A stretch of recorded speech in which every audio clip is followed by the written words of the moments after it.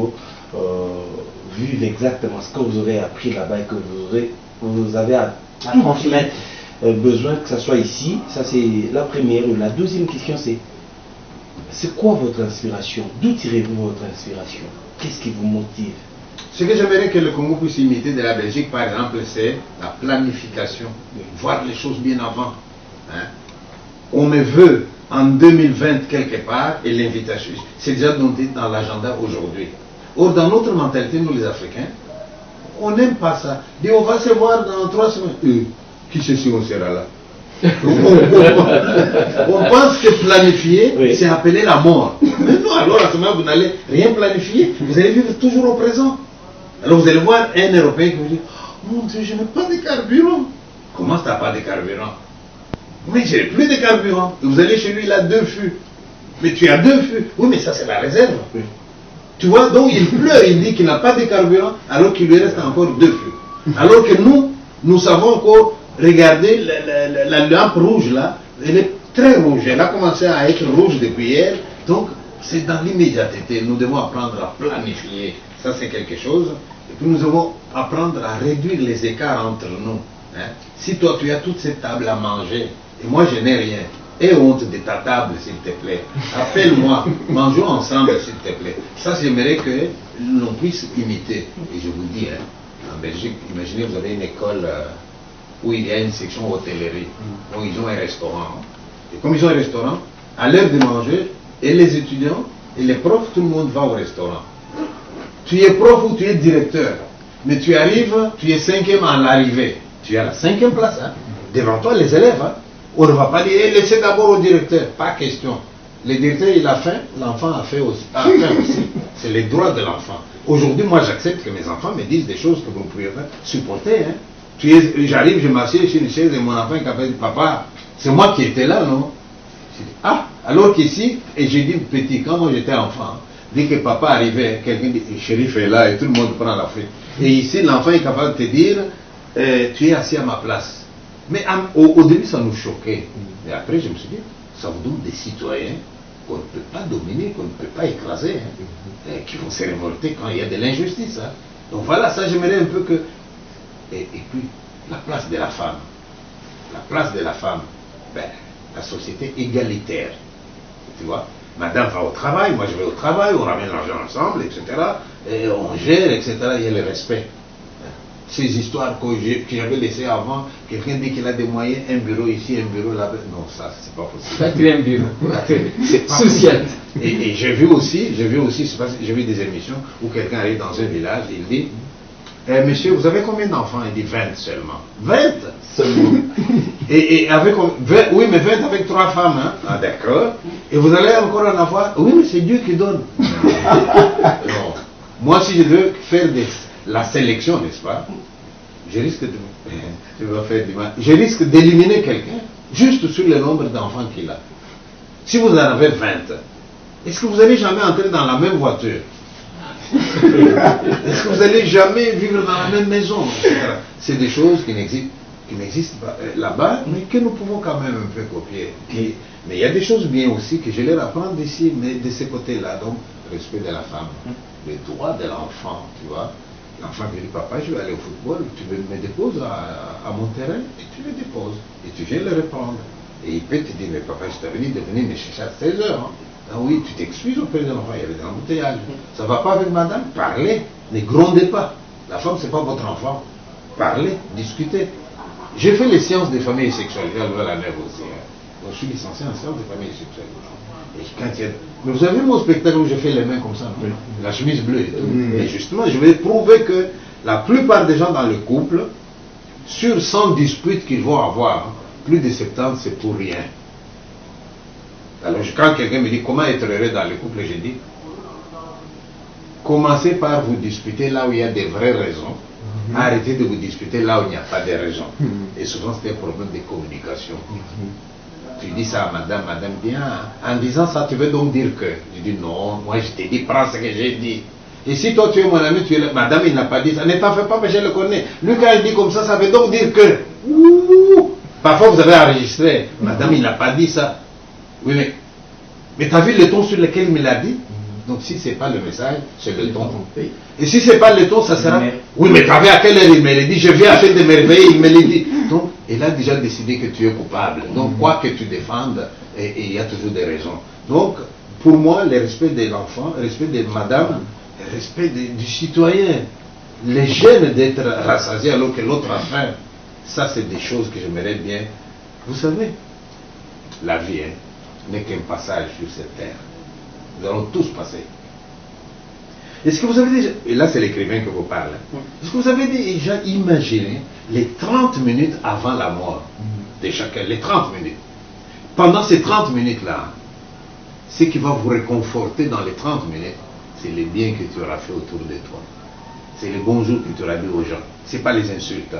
Parce que là, vanité des vanités, tout va rester. Ce sont ces moments, tout ce qu'on aura fait du bien autour de nous, c'est ça qui va vous encourager, c'est ça qui va... Et alors faisons du bien, parce que le matériel, ça va rester. D'ailleurs, parfois, moi, quand on dit une maison, ouais, c'est pour un tel. Parfois, je dis, le pauvre, avant de mourir, il va souffrir. Lui. Parce que le pauvre, il dit, bon, je vais me reposer. Il lui dit, ma maison, on ne sait même pas l'intérêt dedans. Tu vois? Donc, ce qui est terrestre, ça va. Alors, dernier, tu m'as demandé où je trouve l'inspiration. L'écrivain, c'est quelqu'un qui a une double vue. Imaginez que nous sortions ensemble ici et on regarde, un accident est arrivé et on a tamponné un jeune élève. Comme on l'a tamponné, tu as le cartable par là, les chaussures par là, lui-même par là et les gens. C'est une scène que nous avons vue. Mais si je vous demande, qu'est-ce que vous avez vu? Vous avez dit, j'ai vu quelqu'un qui a... Mais moi, quand je vois cette scène-là, je vais aller au-delà. Je vais voir la mère de l'enfant, je dis la pauvre, en ce moment elle est au marché. Et on va lui annoncer la nouvelle. Madame, viens vite, viens vite. Mais quoi? Je suis en train de vendre et ça marche. Maman, s'il te plaît, viens, viens, viens, viens. Mais c'est quoi? Dites-moi. Elle vient. Elle voit déjà au loin un attroupement de gens devant chez elle. Mais c'est quoi? Qu'est-ce qui se passe? Eh bien, c'est son enfant qu'on amène à l'hôpital. Et puis on amène l'enfant à l'hôpital. C'est grave ou quoi? Dites-moi, qu'est-ce qui est arrivé? Oh, non, non, d'abord à l'hôpital. Et la pauvre, elle court, elle est arrivée à l'hôpital. On l'a arrêté, madame, restez par là, les médecins s'en occupent. Et puis elle tremble, elle tremble. Je l'imagine en train de trembler. Et peut-être son mari arrive, hein, au lieu de l'encourager, il dit c'est de ta faute. Parce que c'est facile d'accuser les autres. Et puis alors vient le médecin directeur. L'air grave. Madame, on a fait de notre mieux. On n'a pas pu les sauver. Et je la vois déchirer les vêtements, en train de se jeter par terre. Mais je n'ai pas besoin d'aller chercher là l'inspiration. Ne serait-ce qu'une scène, moi ça me parle. Ne serait-ce qu'une image que j'ai vue, moi ça me parle. Tout ce que je vois, ça me parle. Et on travaille l'imagination et on a... Pourvu qu'on construise un langage, qu'on construise des choses logiques, quoi qu'on les dit. Peut-être une dernière question. Oui. Une dernière question. Pour ceux-là qui pensent que le succès, la notoriété, oui, le savoir-faire, oui, ça émane de la magie, votre point de vue? Non, non, non, ça n'existe même pas. Ces histoires de magie, moi je n'y crois pas. Hein, le savoir-faire, le succès, ça part du travail, tu vois, ça part du travail.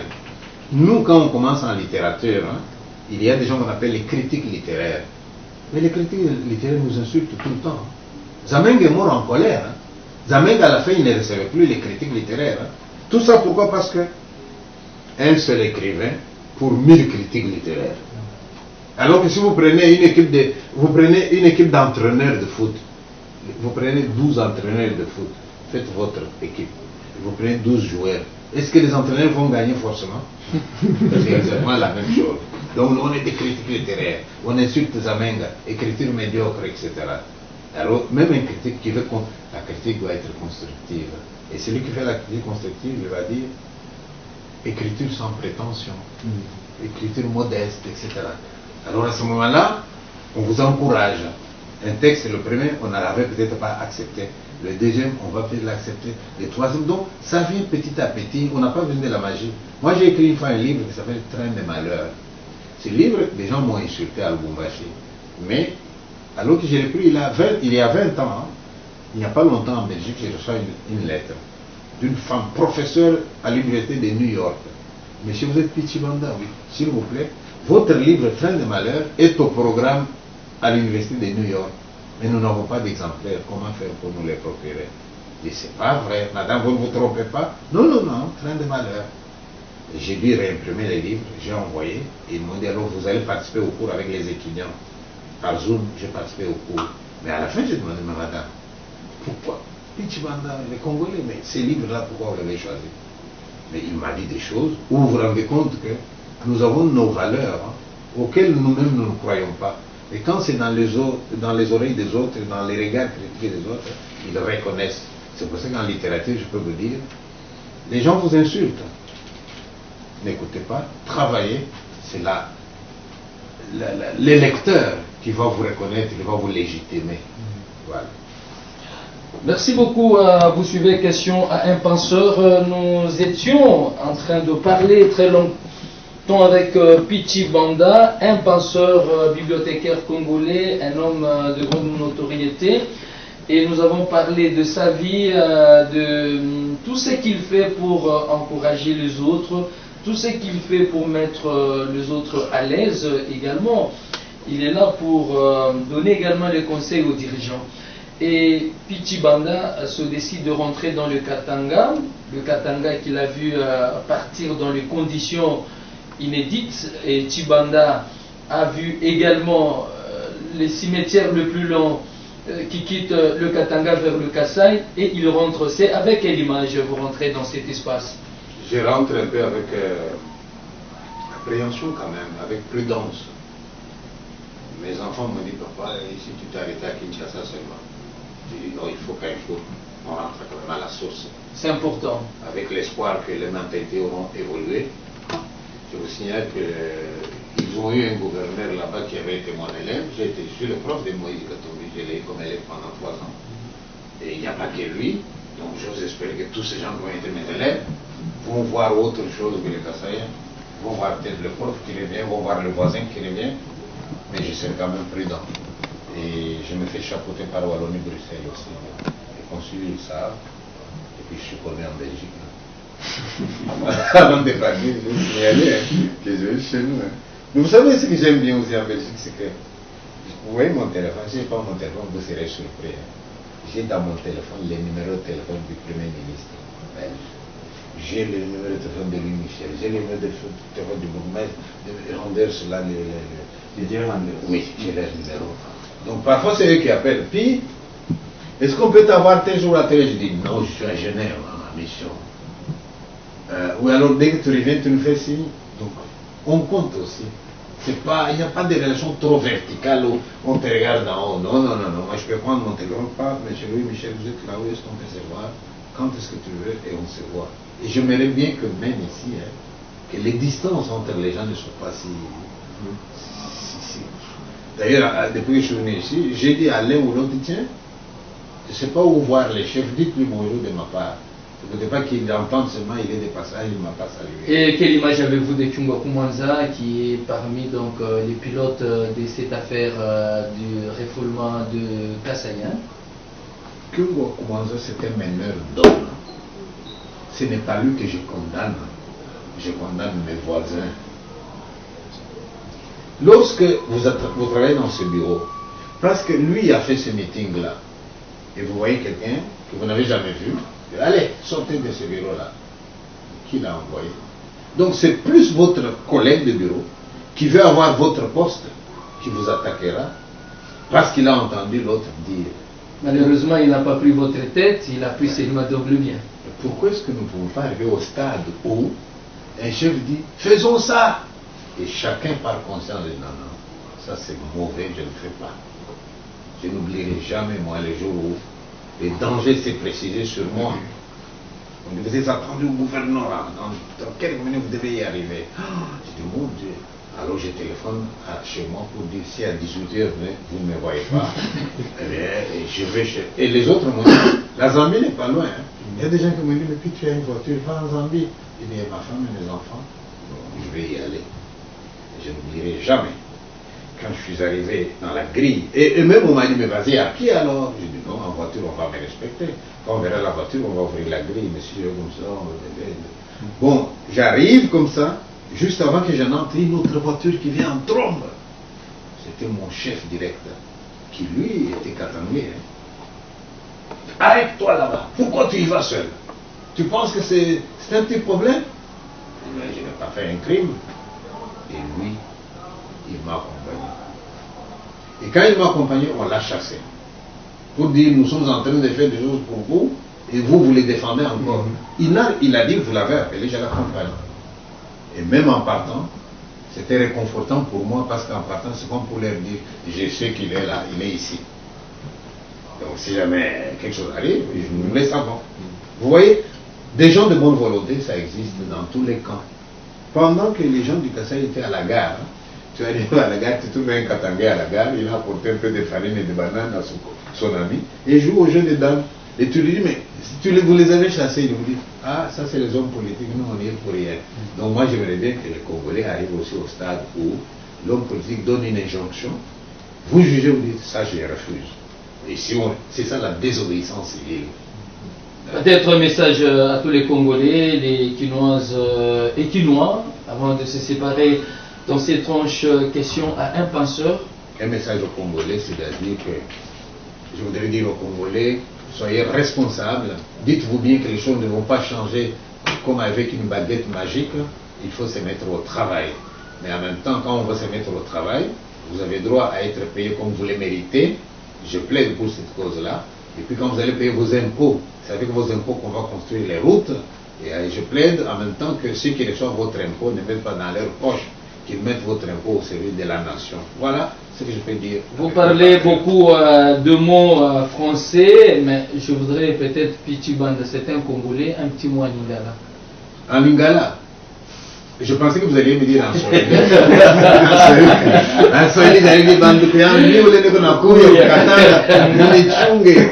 Alors lingala batatama bandeko, ngai oyo nakomi epai na bino, asepeli ndenge boyambi ngai, nakokenda na Lubumbashi, merci mingi. Voilà. Merci beaucoup, c'est vraiment un penseur Pichi Banda. Question à un penseur. Edeni Kamunga était autour de cette table à côté de Pichi Banda pour parler Congo et également parler de l'avenir de la vie de ce grand penseur, notre notoriété également, bibliothécaire congolais. De l'autre côté de la vitrine, nous avons celui qu'on appelle l'ingénieur patron et toujours à côté de Chirac Boulimba. Les deux nous font toujours du bien avec la musique à gogo à vous couper les souffles.